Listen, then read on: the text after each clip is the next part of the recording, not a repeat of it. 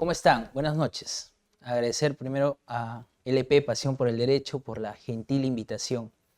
Es un agrado estar con ustedes para tocar uno de los temas, creo yo, más trascendentales en el procedimiento administrativo disciplinario.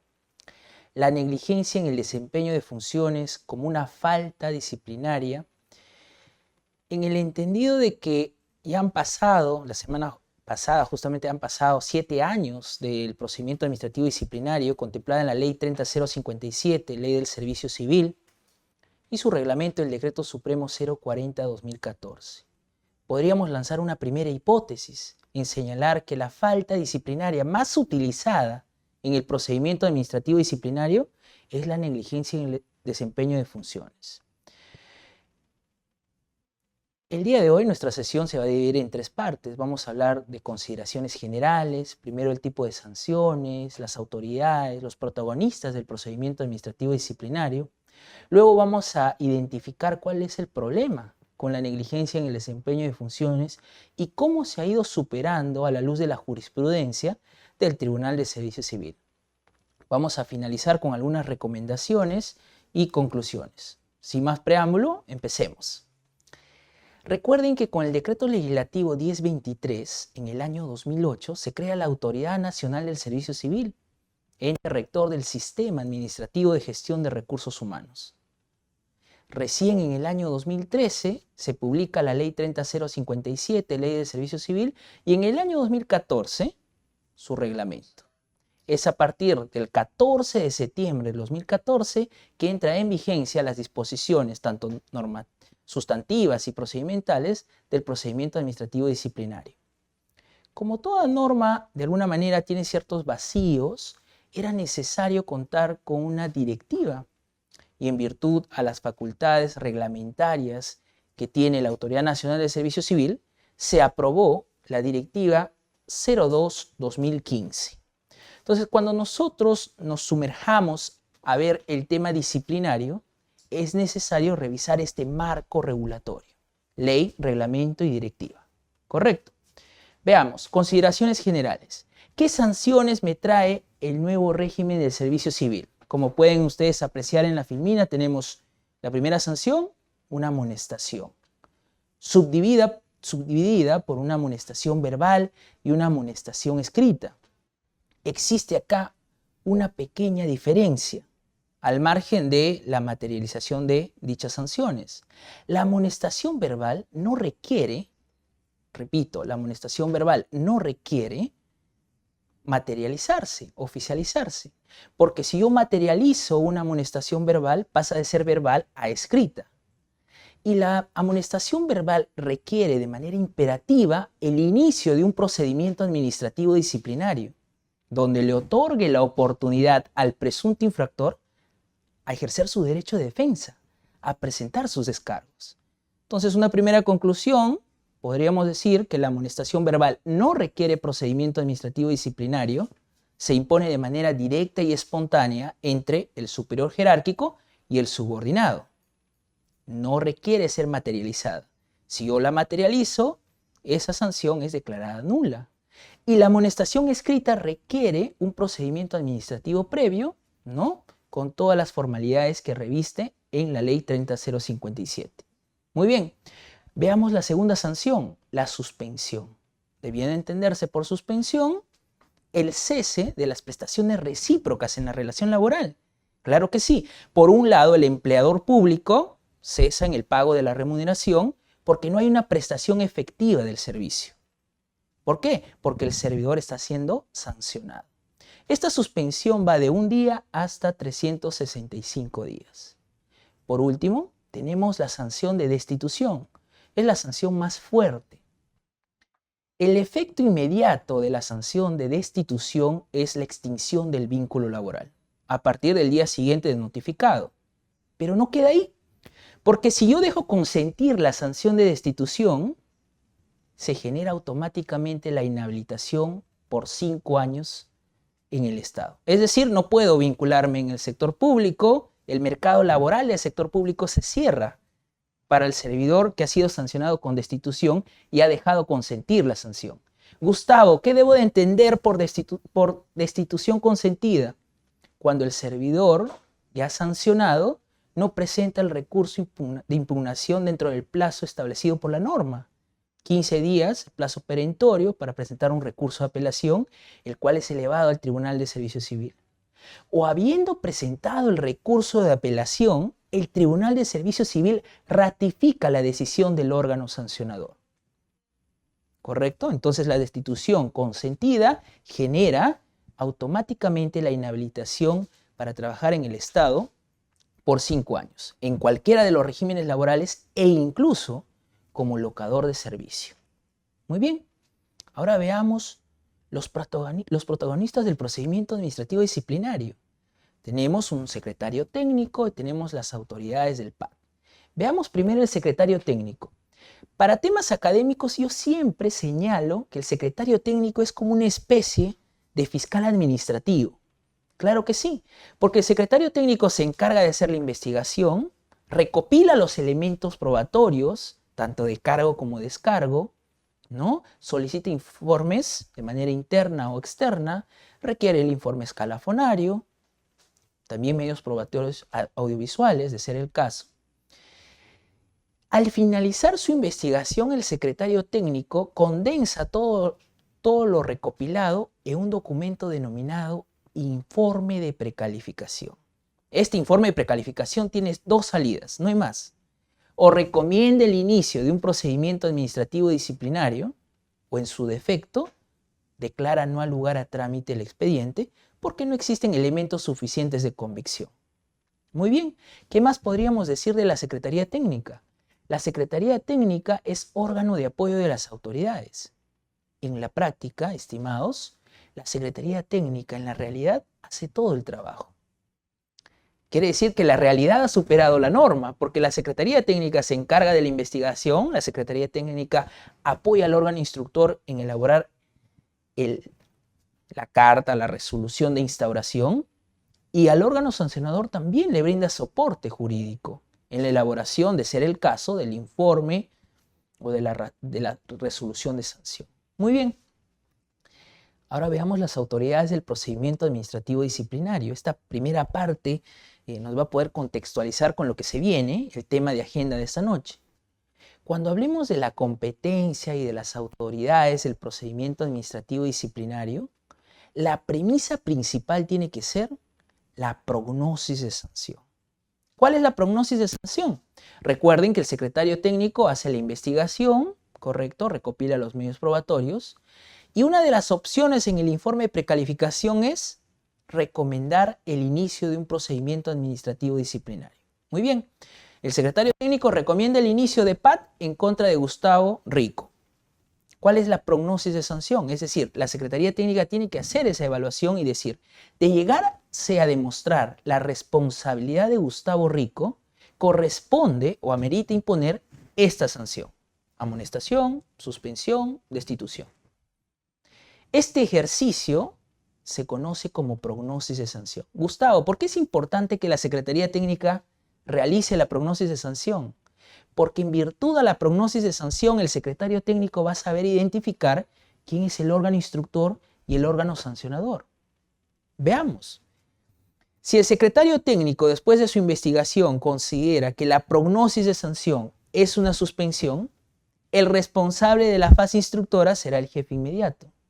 El responsable de la fase sancionadora será el jefe de recursos humanos. Veamos otro ejemplo. Si el secretario técnico, después de haber terminado toda la investigación, tiene como prognosis de sanción la destitución, es decir, de llegarse a demostrar la responsabilidad de Gustavo Rico, amerita imponerle una sanción de destitución. En el caso de destitución, ¿quién es el órgano instructor? El jefe de recursos humanos o el que haga sus veces. ¿Quién es el órgano sancionador? El titular de la entidad. Entonces, noten ustedes la manera de cómo está estructurada la competencia y el rol importante que tienen las autoridades del PAD, así como también los abogados defensores en temas disciplinarios. Lo primero que tengo que hacer para verificar si el órgano instructor es el competente es verificar la prognosis de sanción. Muy bien. Ahora vamos a ver el procedimiento administrativo disciplinario. En términos legales, el procedimiento administrativo disciplinario solamente tiene dos fases: fase instructiva fase sancionadora. Pero para temas académicos hemos agregado la fase de investigación preliminar y la fase de impugnación. Vamos a empezar con la investigación preliminar. ¿Quién es el protagonista de esta fase? Es el secretario técnico.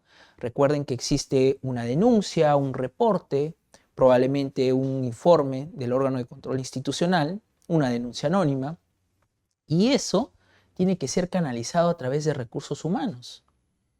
¿Qué sucede si no es canalizado a través de recursos humanos? Lo vamos a ver en su momento. Puede ser de conocimiento directo de la Secretaría Técnica.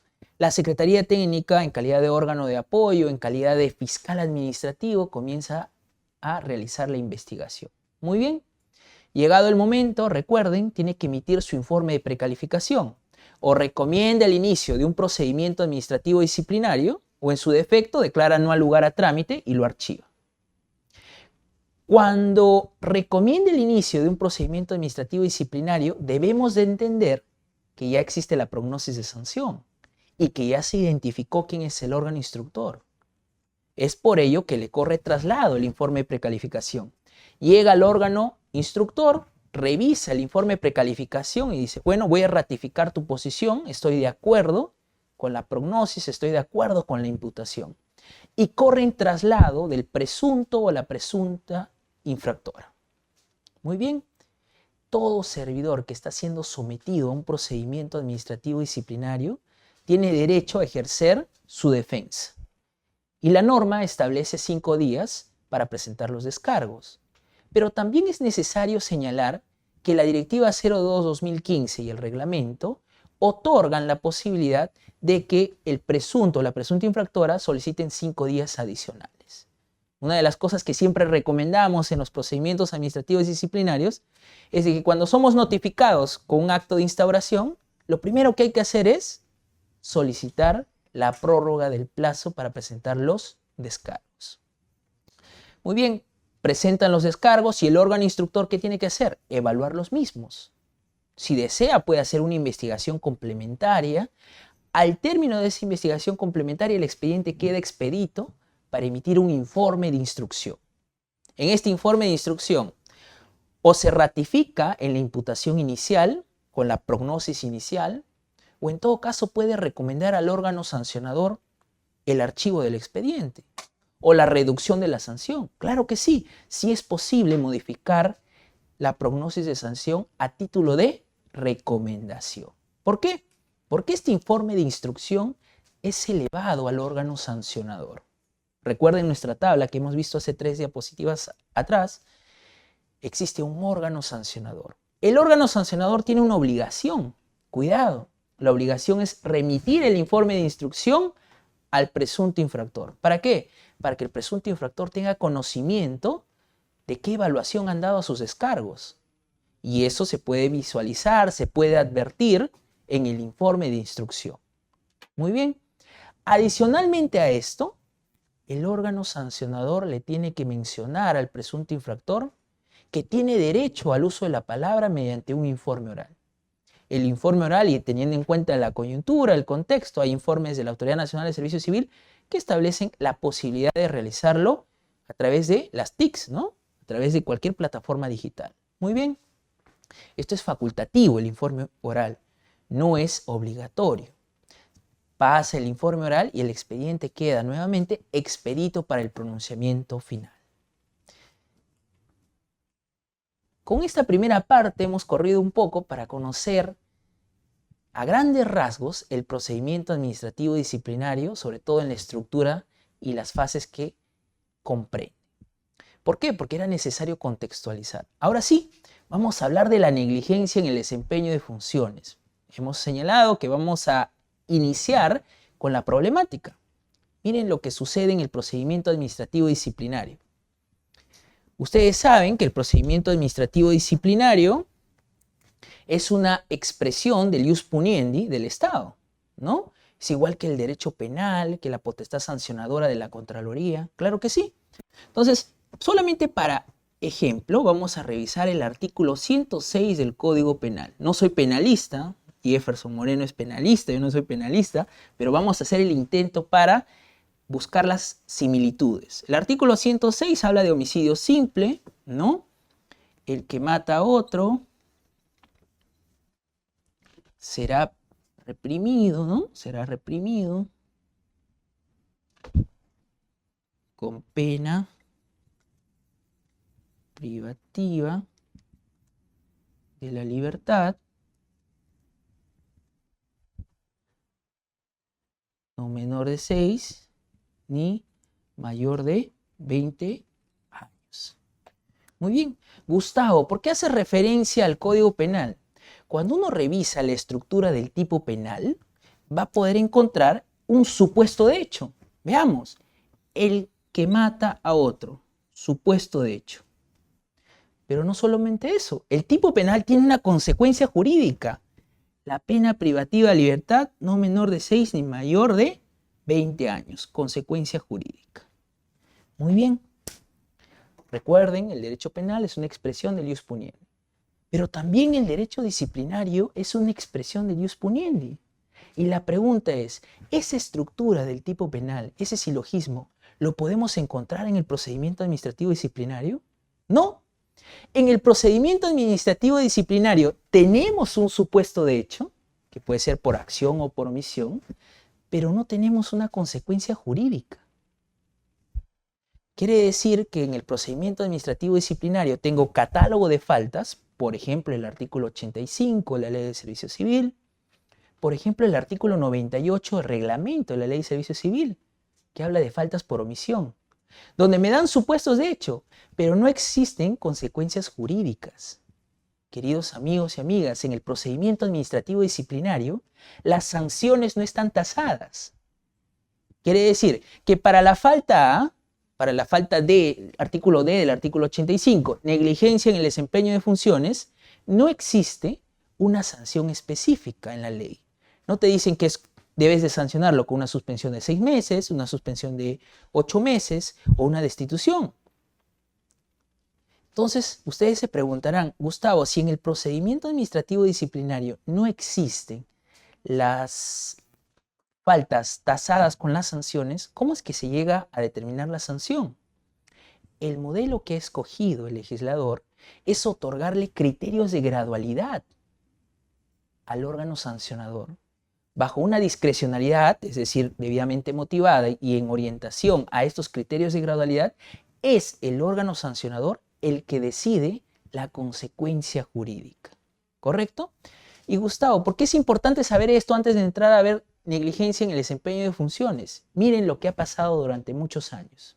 Año 2013, se aprueba la ley 30057, año 2014, 14 de septiembre de 2014, han pasado 7 años, entra en vigencia el régimen disciplinario. Desde el 14 de septiembre de 2014 hasta el mes de abril del año 2019, hemos venido utilizando de manera indebida la gran mayoría de gestores de recursos humanos, secretarios técnicos, autoridades del PAT, la falta por negligencia en el desempeño de funciones. ¿Cómo así?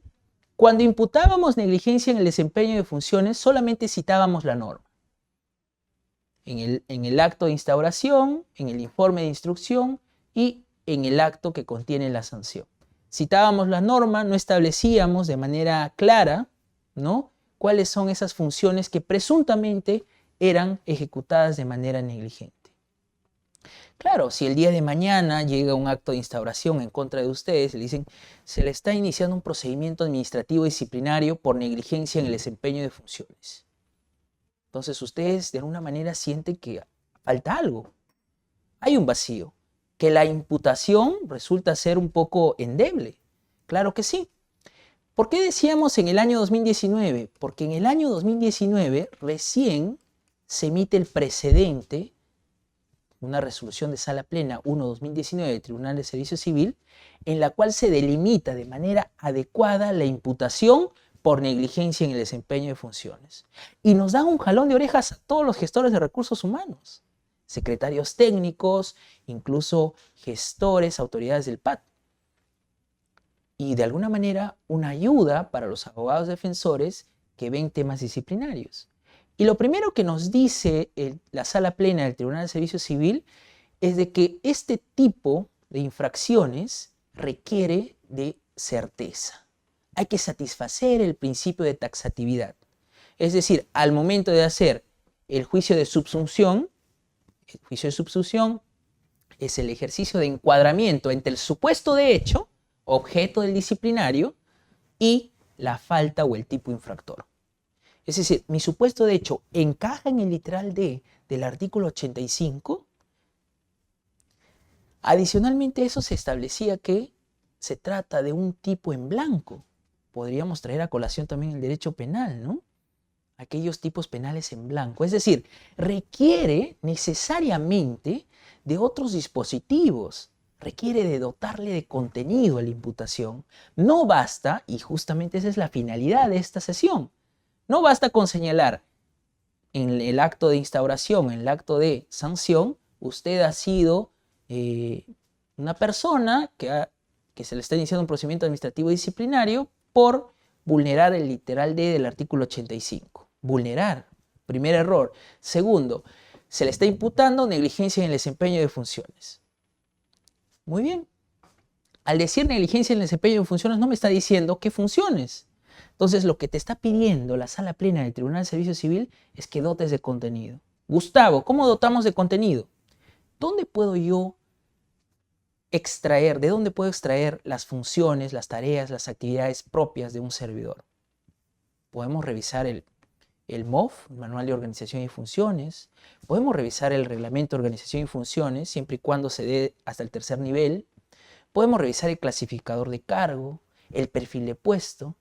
Gustavo, yo soy un trabajador CAS. No estoy en el MOF, no estoy en el ROF, no estoy en el clasificador de cargo. Entonces podemos revisar tu perfil de puesto o tu contrato. Pero lo importante acá es identificar cuál es la función o actividad por la cual el empleador público ha decidido contratarte. Un especialista jurídico es contratado para proyectar informes técnicos legales. Correcto. Ese es el objeto de la contratación. Y cuando me imputen negligencia en el desempeño de funciones, lo primero que tengo que revisar como secretario técnico es si estas funciones en las que quiero imputar por negligencia son en realidad las funciones para las cuales hemos contratado a este servidor. Muy bien, veamos. Tipo en blanco, mencionábamos. Es la disposición genérica que no desarrolla concretamente una conducta específica. Por lo tanto, es necesario acudir a otros cuerpos normativos. Ya la Sala Plena del Tribunal de Servicio Civil nos está dando cierta orientación y nos está diciendo, revisa los documentos de gestión. O otra norma donde uno pueda verificar de manera certera cuáles son las funciones o actividades por las cuales he contratado al servidor. Muy bien. ¿Qué funciones? Funciones deben entenderse como tareas, actividades o labores inherentes al cargo. Y acá sí me detengo porque viene la parte medular, donde más errores cometemos. Fíjense ustedes, han pasado 7 años, ¿correcto?, desde la implementación del régimen disciplinario en el Estado peruano, pero seguimos cometiendo errores en la imputación por negligencia en el desempeño de funciones. A pesar de tener ya un precedente que de alguna manera nos ilustra la manera adecuada, ¿no?, la manera adecuada de imputar esta falta. Veamos. Las funciones no son obligaciones generales. Cuidado. El vestir el uniforme institucional, el portar el fotocheck, el no hacer la entrega de cargo, no son funciones que tengan que ser imputadas con negligencia. La pregunta es, ¿me han contratado para utilizar el fotocheck? ¿Me han contratado para utilizar el uniforme? ¿Ese es el objeto de la contratación? ¿El objeto de la contratación es realizar mi entrega de cargo? No, eso son obligaciones generales. De modo que las obligaciones generales no pueden ser objeto de una imputación por negligencia en el desempeño de funciones, porque no son funciones inherentes al puesto que viene ejerciendo el presunto infractor. Gustavo, entonces, si estas obligaciones generales no son ejecutadas, hay incumplimiento de obligaciones generales, ¿qué puedo imputar? Bueno, tendremos que ver otro tipo de falta disciplinaria. Y si mi supuesto de hecho no encaja en el artículo 85, tengo subsidiariamente que utilizar la ley del Código de Ética de la Función Pública. Podría utilizar, por ejemplo, se me ocurre, ¿no?, con cargo a que revisemos caso por caso, el principio de responsabilidad contenido en el Código de Ética. Pero no cometamos el error de querer encajar, de hacer el juicio de subsunción con obligaciones generales, porque esa imputación va a ser declarada nula. Muy bien, sigamos viendo. Las funciones, las actividades propias del puesto no son prohibiciones. Por ejemplo, el portar armas en las instalaciones de la entidad, ¿no? El fumar en las instalaciones, el no hacer proselitismo, ya que el próximo año viene la campaña electoral municipal. Pregunto yo, si una persona fuma en el centro de trabajo, sector público, ¿podría imputarse negligencia en el desempeño de funciones? ¿Ustedes ven coherente eso? Como tratar de homologar que el fumar en las instalaciones de la entidad es una función. No. Pero a pesar de ello, seguimos cometiendo, no digo en todas las entidades, en algunas entidades, seguimos cometiendo el error de querer subsumir una prohibición como si fuese una función. Recuerden que la clave en la imputación por negligencia en el desempeño de funciones es verificar las funciones que ejecuta el servidor presunto infractor. Vamos a hacer una pequeña pausa para hacer una reflexión. En la administración pública peruana existe una tendencia hacia esta falta disciplinaria, porque sin temor a equivocarme, como dije al inicio, una de las hipótesis podría ser, revisando todos los pronunciamientos del Tribunal de Servicio Civil, primera y segunda sala, 80% deben ser por faltas disciplinarias por negligencia. Como si la falta por negligencia en el desempeño de funciones sería el único tipo dentro del catálogo de infracciones que tenemos en el disciplinario. Entonces, si vamos a utilizar de manera constante, si vamos a utilizar la negligencia en desempeño de funciones de manera continua, hay que saber utilizar bien las instituciones. ¿Qué instituciones? Principio de tipicidad, principio de taxatividad, ¿no? Recordar que es un tipo en blanco y no cometer el error de hacer el juicio de subsunción con obligaciones generales, con prohibiciones. Muy bien. Gustavo, hemos hablado de la negligencia. ¿Qué entendemos por negligencia? Bueno, si nos ponemos a revisar el derecho penal, la doctrina penal, si nos ponemos a revisar la doctrina española, podemos tener muchas afirmaciones sobre negligencia. Pero yo siempre recomiendo aterrizar, en cuanto a negligencia, revisar el precedente de la Sala Plena de Tribunal de Servicio Civil, por la especialidad que tiene y teniendo en cuenta también que es el ente rector del Sistema Administrativo de Recursos Humanos. Y a la luz de las nulidades que siempre se declaran por la mala imputación, uno puede ir aprendiendo. Y lo que nos dice es, negligencia es la desidia, la pereza, el descuido, el desinterés. Si revisamos la doctrina penal, podría decir la falta de un deber de cuidado, ¿no? También podríamos señalar que la negligencia a la luz de los pronunciamientos de tribunales de servicio civil es la indolencia en la ejecución de las tareas, ¿no? O la ejecución de una tarea inoportuna, así como también el descuido o el trabajo tardío o defectuoso. Muy bien. Vamos a ver casos, rapidísimo, para poder dejar tiempo para las preguntas. Primer caso. Vamos a ver el caso del gobierno regional de Huancavelica. Se trata de una directora de abastecimiento. Es un caso de la vida real. Ustedes pueden revisar la resolución 518 del año 2021. Resulta que esta directora de abastecimiento no había revisado, presuntamente, no había revisado de manera adecuada un requerimiento del área usuaria. Había solicitado un locador y ese locador cumplía con cierto perfil. Sin embargo, no se revisó el perfil de manera adecuada y al momento de, digo presunta porque todavía me parece que está en contencioso, al momento de hacer la evaluación, valida y da visto bueno a este requerimiento y a esta contratación. Se emite la orden de servicio y se comienza a pagar al locador. Meses más tarde comienza la investigación, ¿no?, del procedimiento administrativo disciplinario y llegan a determinar que este proveedor, este locador de servicio, no cumplía con el perfil. El perfil tenía ciertos requisitos y no cumplía con el perfil. La pregunta es, ¿existe negligencia?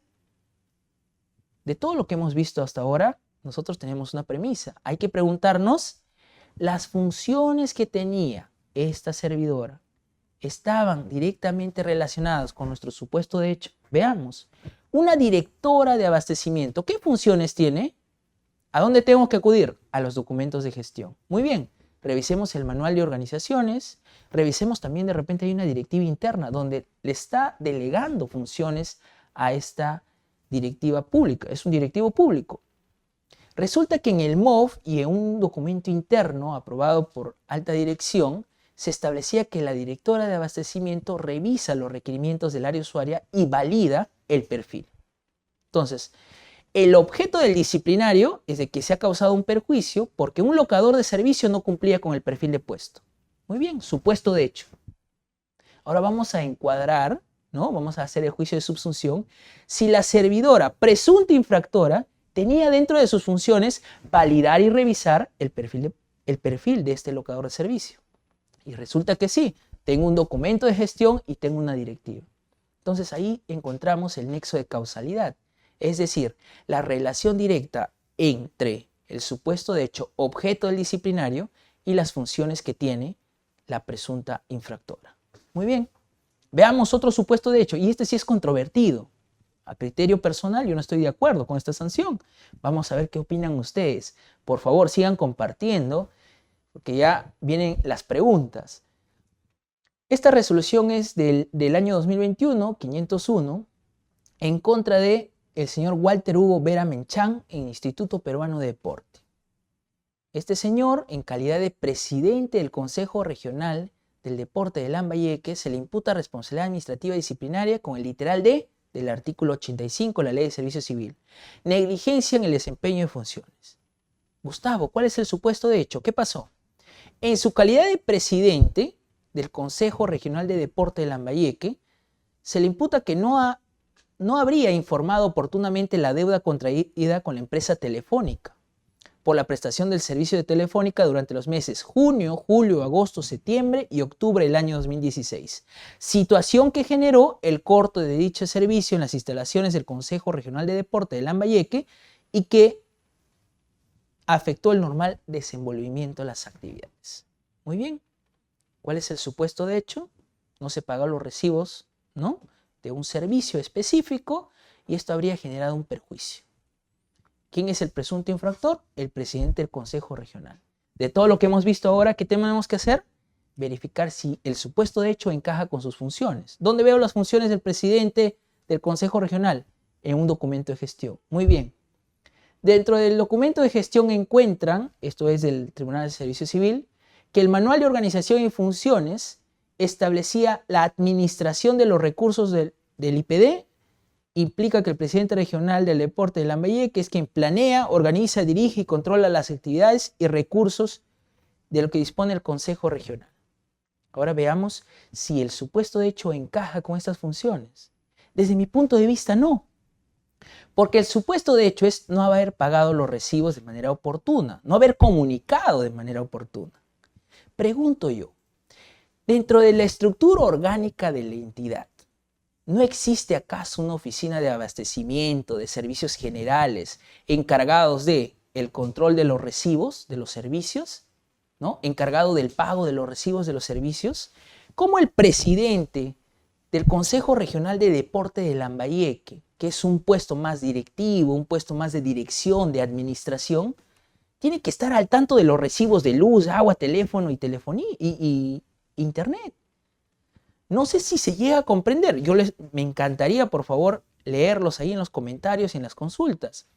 Acá es un claro ejemplo de que no existe nexo de causalidad. Porque la regla es buscar el supuesto de hecho y que coincida con las funciones que tiene el presunto infractor. Pregunto yo, ¿el presunto infractor tiene dentro de sus funciones llevar un control de los recibos de luz, agua y telefonía? ¿O no existe acaso en la organización, dentro de la estructura orgánica de la entidad, un puesto de un asistente en abastecimiento, logística, servicios generales, encargado justamente de este tipo de supuestos? Estoy seguro que sí existe. Lo que faltó ahí es refutar el nexo de causalidad. Muy bien. Gustavo, de lo que hemos visto hasta ahora, en relación al Tribunal de Servicio Civil, las funciones, actividades o tareas se pueden verificar ¿dónde? En los documentos de gestión.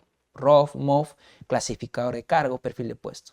Si soy un trabajador CAS, no estoy en estos documentos de gestión. Muy bien. ¿Dónde reviso? Perfil de puesto o contrato. Pero ¿qué pasa con los comités de selección? Los comités de selección son transitorios, no forman parte de la estructura organizacional de una entidad. No van a estar en el ROF, no van a estar en el MOF. ¿Por qué? Porque el comité se forma para un proceso de selección específico, una adjudicación simplificada, una licitación pública. Entonces, si los miembros del comité de selección cometen alguna irregularidad que revise el deslinde de responsabilidad administrativa disciplinaria, ¿qué funciones podría imputarle a título de negligencia? Si no está en el ROF, no está en el MOF.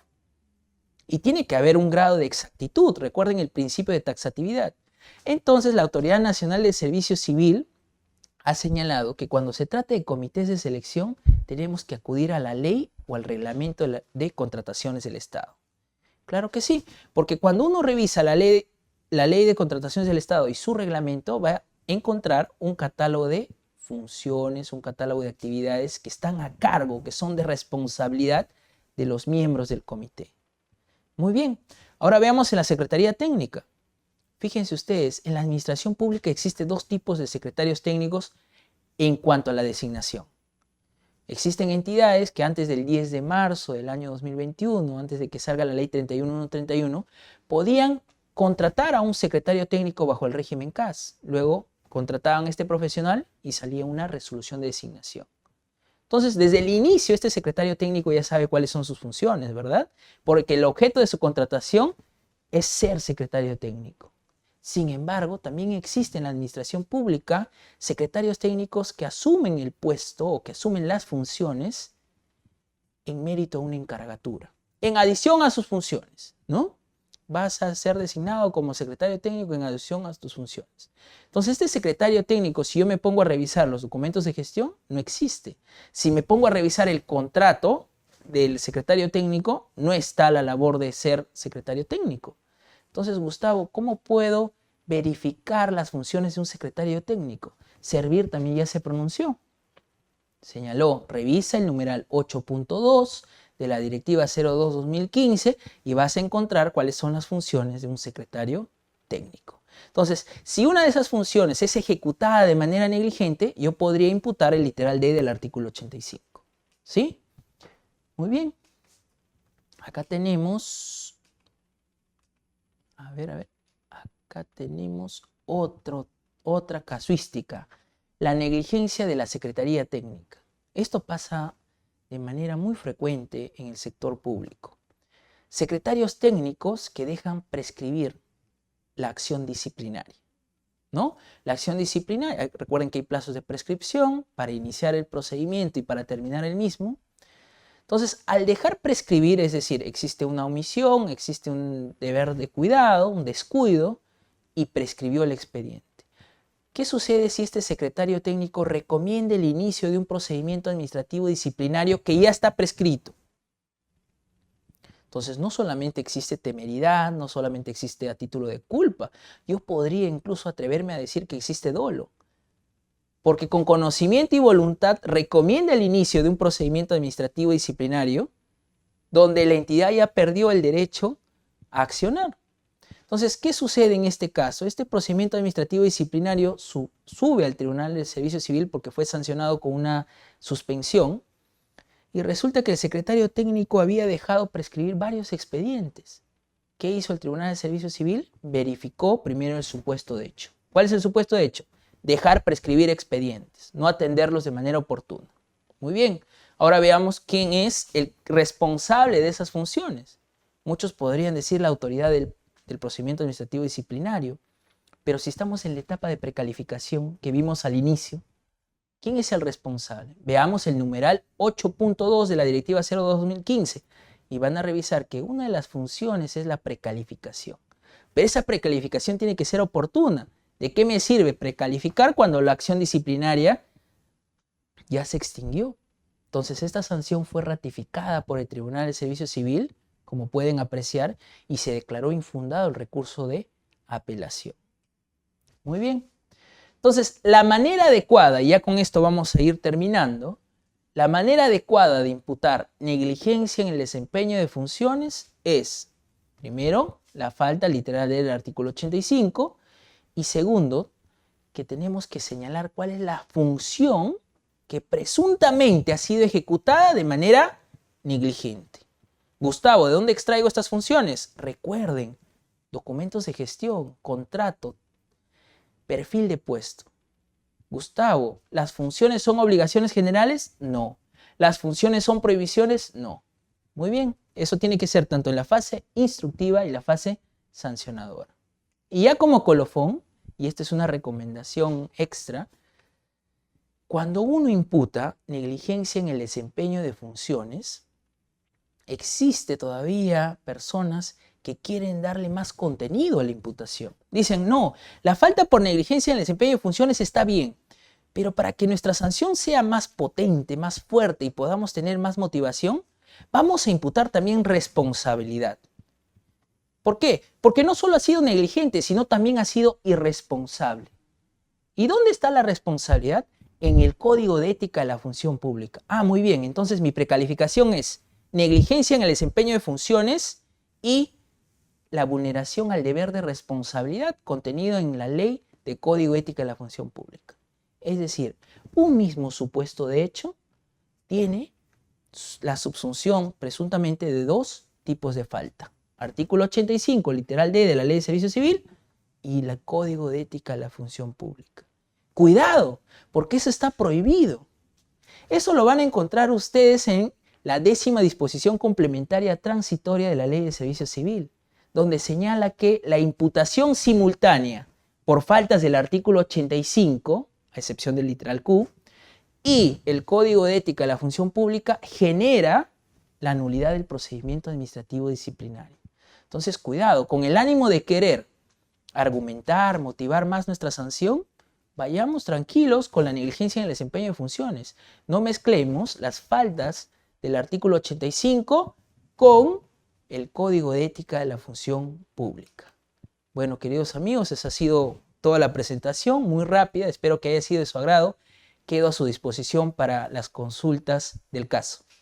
Agradecemos la participación del doctor Gustavo Rico Iberico. Muchísimas gracias, doctor. Ha estado recontra interesante su clase. Y sí, tenemos por ahí un par de preguntas. Primero, Daniela Ruiz, al inicio de su exposición, de su clase, consultó cómo se prueba entonces una amonestación verbal. ¿Es necesario, en todo caso, que la amonestación verbal sea igual o en todo caso a una escrita, ya que la amonestación verbal no podríamos comprobarla? Muy bien. Gracias, Daniela, por la pregunta. La amonestación verbal no requiere formalizarse. Regla número 1. Al decir que no requiere formalizarse, no puede haber un documento escrito con copia legajo. Porque si yo hago esto, automáticamente pasa de ser amonestación verbal a amonestación escrita. Y las amonestaciones escritas, Daniela, ¿qué necesitan previamente? Un procedimiento administrativo disciplinario. Entonces, ¿cómo puedo acreditar las amonestaciones verbales? Que no hay necesidad de acreditarlas, porque es una decisión espontánea y ejecutada de manera directa entre el superior jerárquico y el subordinado. Salvo que Daniela diga, no, lo que pasa es que yo soy jefa de una unidad u un órgano y este servidor o servidora constantemente ejecuta sus funciones o actividades de manera temeraria, negligente. Entonces yo necesito dejar constancia de que en una primera oportunidad he dado ciertas exhortaciones o le he llamado la atención de manera verbal. Bueno, ahí hay que dividir porque hay pronunciamientos de servir de este año que hacen una diferencia entre una amonestación verbal y una exhortación, ¿correcto? Las amonestaciones verbales, Daniela, repito, no necesitan formalizarse. Las exhortaciones sí, de repente un documento por medio del cual le requiero al servidor, a mi subordinado o subordinada, el cumplimiento de sus funciones bajo responsabilidad. Esa no es una sanción, no lo estoy sancionando, ¿correcto? Esa es una exhortación. Muy bien, gracias Daniela. Muchísimas gracias, doctor. Por aquí tenemos la pregunta de Gema García, que indica, doctor, una consulta. Si se inicia una investigación y luego de iniciada por correos anónimos y declaraciones falsas y pasa finalmente a un procedimiento sancionador, al final se absuelve a la persona que han sancionado. ¿Cómo quedaría la persona que declaró en falso? El servidor. Entiendo lo que nos dice Gema, es que existe una denuncia anónima y dentro de la investigación ha habido un tercero que ha dado una manifestación, ¿no? Entonces, en esa manifestación, ¿cómo quedaría con la abstención? Tendríamos que ver en qué escenario se ha declarado la abstención, ¿no? Recuerden que el tercero denunciante no forma parte del procedimiento.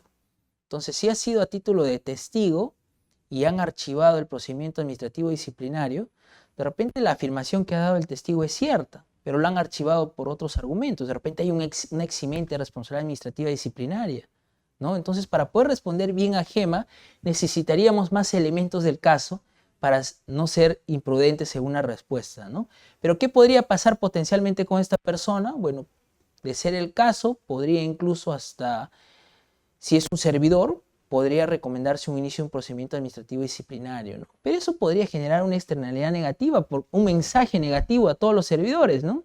A aquellos servidores que participan como testigos, en donde yo como autoridad, como empleador público, voy a declarar nulidad, cuidado, porque si testifican y archivo, van a ser sancionados o sometidos a un PAD.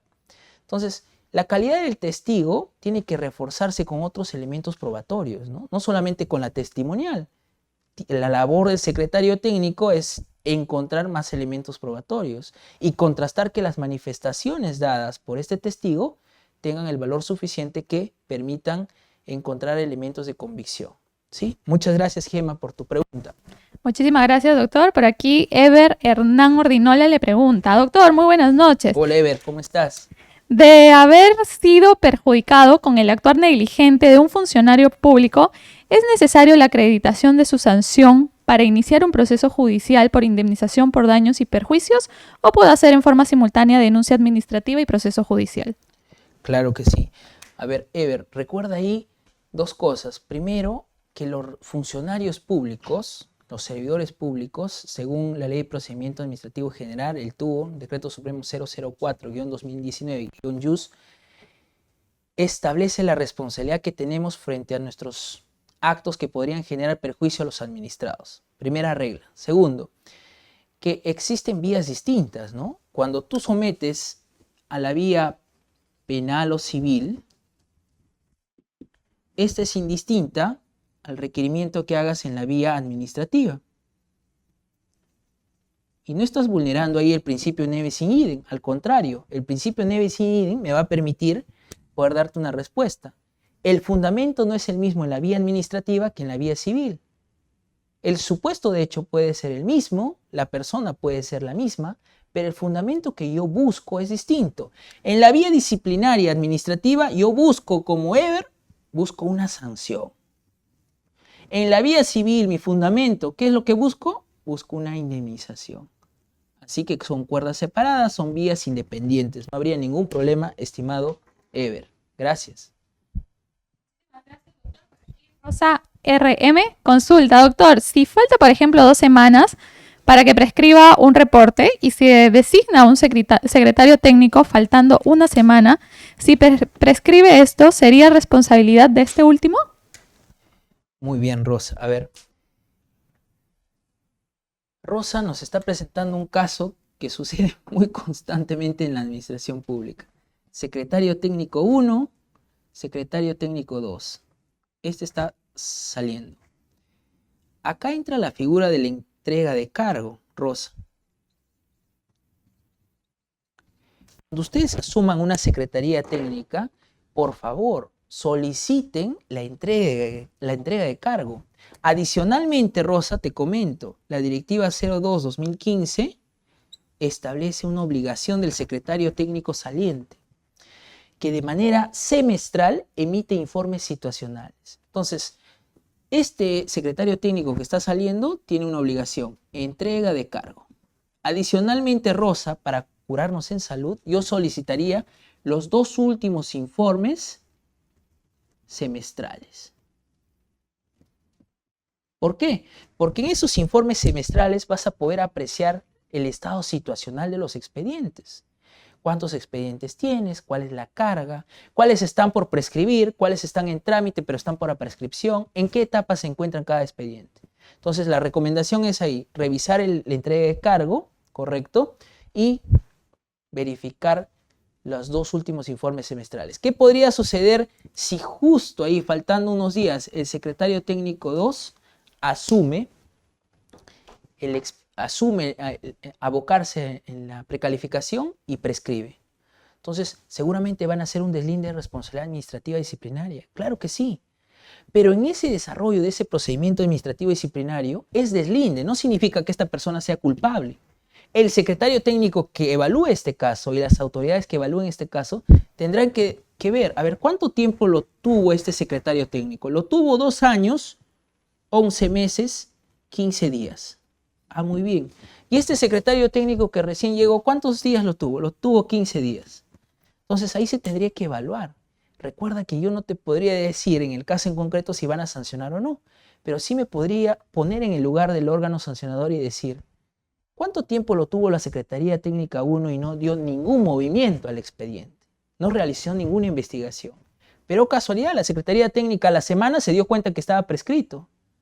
Entonces tendremos que ahí evaluar las circunstancias en las cuales se ha detectado la prescripción. ¿Sí? Muchas gracias, Rosa. Doctor Ender Alejo de Consulta. Doctor, muy buenas noches. En el caso de comités de selección, ¿la responsabilidad es solidaria? Y si es solidaria, ¿cómo se precalifica la falta de un comité de selección conformado por servidores CAS y locadores de servicio? Muchas gracias. Alejo, ¿no? Ender. Curso de infractores. Estimados, lo que nos está diciendo el colega es la pluralidad de infractores, conocido en el régimen disciplinario como el concurso de infractores. ¿Qué significa? 2 requisitos para concurso de infractores. Que en el mismo hecho haya sido ejecutado en el mismo tiempo y lugar. Y la falta sea la misma. Los comités de selección, en el marco de un proceso de contratación pública, son los únicos casos donde se puede dar el concurso de infractores. ¿Por qué? Porque antes, 2014, 2015, ustedes entenderán, no había muchos informes de la Autoridad Nacional de Servicio Civil y nosotros decíamos, bueno, como hay varios involucrados, concurso de infractores. En el año 2016, Servir nos puso un alto y comenzó a sacar informes donde nos ilustraban qué debe entenderse por concurso de infractores. Si tú quieres utilizar esta institución, concurso de infractores, es decir, responsabilidad solidaria, que todos vayan con un mismo procedimiento, te pido estos 2 requisitos. Que el hecho sea ejecutado en el mismo tiempo y en el mismo lugar. Y que la falta sea la misma para todos, la falta imputada. Pregunto yo, ¿qué otro tipo de supuesto se podría generar que el hecho sea en el mismo lugar y tiempo? No hay, ¿verdad? Hechos pueden ser el mismo, pero la ejecución y la participación de los presuntos infractores fueron en distintos momentos. Pero en el comité de selección no, porque cuando el comité toma una decisión, por ejemplo, subir las bases integradas en el CAC, las toman en el mismo momento y en el mismo lugar. ¿Y eso dónde queda materializado? En un acta. Entonces, los comités de selección son los únicos casos donde se puede utilizar el concurso de infractores y responden de manera individual, ¿no? O de ser el caso solidaria, para el procedimiento administrativo disciplinario. Gracias por la pregunta porque nos ha permitido traer a colación el concurso de infractores. Doctor, sí, muchísimas gracias también a todos nuestros participantes. Tenemos a más de 250 personas conectadas. ¿Le parece si nos absuelve 2 preguntas más? Y por favor sigan compartiendo la transmisión. Gaby Zenaida ha hecho una pregunta larga, pero se la voy a resumir. Le indica, doctor, muy buenas noches. ¿Qué pasa, por ejemplo, cuando a una servidora se le otorga una licencia por maternidad y al volver de sus labores, pues no no tiene las remuneraciones. Se le pasó al área de remuneraciones realizar la planilla. Y en todo caso, el presupuesto ya es anual.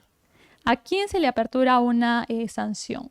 Ya, voy a responder esta pregunta de manera muy general, porque hay un caso muy similar en el trabajo donde estoy. A ver, recuerden que la licencia por maternidad involucra también el subsidio, ¿no? Entiendo yo también que Gabriela lo que nos está preguntando es, el área de remuneraciones, ahí Gabriela, corrígenos si estamos entendiendo bien tu pregunta, el área de remuneraciones o la oficina de recursos humanos no me orientó de manera adecuada. Y resulta que al iniciar mi vínculo laboral con la entidad, yo ya estaba embarazada. Entonces recuerden que uno de los requisitos por las disposiciones de salud para recibir el subsidio, ¿no?, es que la concepción sea durante la relación laboral. Entonces, ¿qué pasa si la concepción es fuera de la relación laboral? El subsidio no se va a aplicar. Muy bien. Entonces nos dice Gabriela, ¿qué pasa? Que el área de remuneraciones, ahí me repites por favor, doctora Diana, ahí me repite, el área de remuneraciones, ¿no le pagaron el sueldo? Sí, en este caso, a ver, lo que indica es que durante este periodo de licencia no fue remunerada porque se le pasó al área de remuneraciones realizar la planilla. Y en este caso, como el presupuesto ya viene anual, se le podría imputar alguna sanción y a quién se le puede aperturar esta. Ya, muy bien, podemos aplicar, estimada Gabriela, la negligencia en el desempeño de funciones. Entonces tenemos que verificar quién es el responsable de hacer la planilla, pero también verificar en mérito a qué se materializa una planilla, ¿no? Hay reportes del área de bienestar, de repente no tramitaron tu CIT, hay que verificar también si el área de bienestar ha comunicado el tema de tu licencia, si se ha emitido la licencia o no. Podría ser negligencia en el desempeño de funciones, pero para eso hay que identificar cuáles son los involucrados y qué funciones tiene cada uno de ellos, ¿sí? Muchas gracias, Gabriela. Ya está, doctor, muchísimas gracias. Y la última pregunta, porque entiendo que usted también tiene el tiempo justo. Eloy Otazu consulta. Doctor, muy buenas noches. Si un servidor CAS puede ser suspendido de sus funciones en un proceso administrativo, ¿vale decir la cancelación del contrato? Ya. Recuerden que las sanciones son amonestación, suspensión y destitución. Cancelación de contrato, entiendo, Eloy, que te estás refiriendo a la extinción del vínculo laboral. Y eso se da con una destitución. Muy bien. La destitución requiere un procedimiento administrativo disciplinario. Entonces, la cancelación yo la entendería como destitución, estimado Eloy. Y debiendo entender por destitución la extinción del vínculo laboral, a partir del día siguiente de haberse notificado la sanción. No queda ahí, Eloy, acuérdate. Si tú dejas consentir esta destitución, es decir, no presentas el recurso de apelación en los 15 días perentorios o habiendo presentado el Tribunal de Servicio Civil ratifica la sanción, se genera no solo la destitución, Eloy, cuidado, sino también la inhabilitación por 5 años. Es decir, 5 años no puedo trabajar en el Estado, ¿sí? Pero todo eso, Eloy, previo procedimiento administrativo disciplinario, ¿sí? Muchas gracias. Muchísimas gracias, doctor. Se quedan varias preguntas aquí en el aire. Seguro próximamente lo vamos a tener en una nueva clase gratuita y también lo vamos a tener en el diplomado de gestión pública. Así es, así que ¿desea hacer alguna invitación a los seguidores? Claro que sí. Yo creo que deben de aprovechar estos espacios académicos promovidos por LP Pasión en el Derecho, que se preocupan no solamente por el derecho penal, civil y otras especialidades, sino que cada vez se va dando cuenta que el derecho administrativo y gestión pública va ganando terreno. Entonces quedan cordialmente invitados al diplomado en gestión pública, donde van a contar no solamente con el sistema administrativo de gestión de recursos humanos, sino también con los 11 sistemas administrativos que hay en gestión pública. Muchas gracias. Buenas noches. lpderecho.p